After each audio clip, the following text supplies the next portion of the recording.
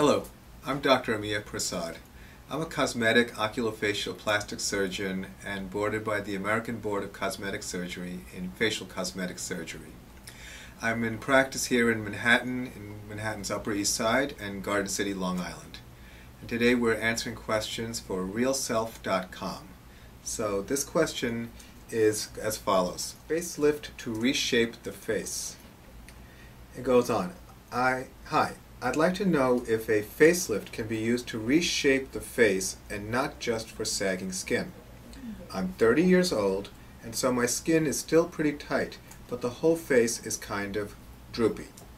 I wonder if a facelift or a forehead lift could just be used to reshape the upper part of my face and make it wider, and make the eyes a little more almond shape, or make the jawline tighter.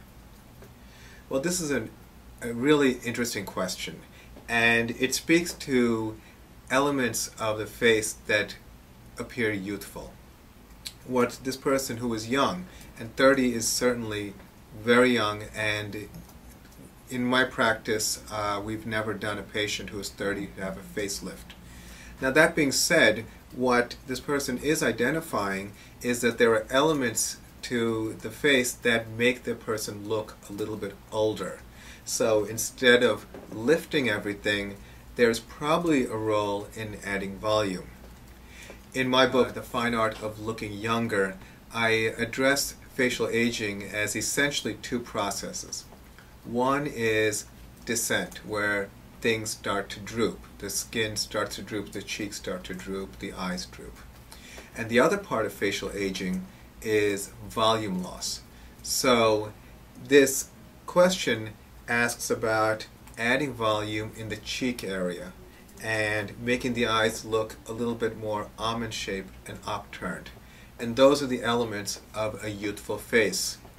It's described by many of our colleagues when we observe facial aging, that when we're younger, our face is like a triangle that's upside down, where the wider part is up and higher.